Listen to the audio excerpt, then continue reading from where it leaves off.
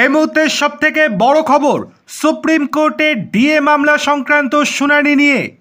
আপনারা সকলেই জানেন, আজ অর্থাৎ 1 সেপ্টেম্বর সোমবার দুপুর 2টোর সময় ডিএ সংক্রান্ত মামলার শুনানি ছিল সুপ্রিম কোর্টে। সেই মামলার শুনানিতে ঠিক কী হয়েছে চলুন এক নজরে দেখে নেওয়া যাক। তবে তার আগে ছোট্ট অনুরোধ, অবশ্যই ভিডিওটিতে লাইক, কমেন্ট, শেয়ার এবং চ্যানেলটিকে সাবস্ক্রাইব করতে একদম ভুলবেন না।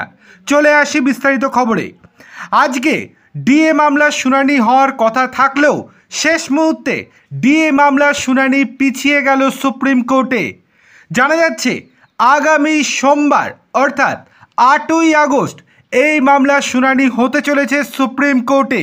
তবে দুপুর 2টো নাকি প্রথমার্ধে সেটা এখনও পরিষ্কারভাবে জানায়নি সুপ্রিম কোর্ট।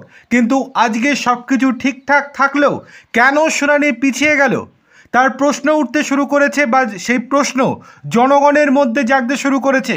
আপনাদেরকে জানিয়ে রাখি, রাজ্যের আইনজীবী কপিল সিব্বল আজকে সুপ্রিম কোর্টের কাছে আবেদন জানিয়েছিলেন আবারও যেন শুনানি পিছিয়ে দেওয়া হয়, আরও কিছুটা সময় চাই তাদের। সেই জন্য আজকের মতো স্থগিত যাতে করে দেওয়া হয় সেই আবেদন জানিয়েছিলেন তিনি, এবং তার সেই আর্জি মেনেও নেয় সুপ্রিম কোর্ট।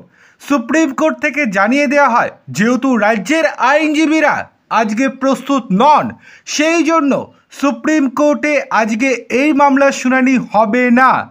তবে দেখার বিষয়, আগামী 8 তারিখ আদৌ শুনানি হবে তো, নাকি আবারও রাজ্যের কথা মেনে নেবে সুপ্রিম কোর্ট। এটাই যেন এখন রুটিন হয়ে গিয়েছে ডিএ মামলার ক্ষেত্রে।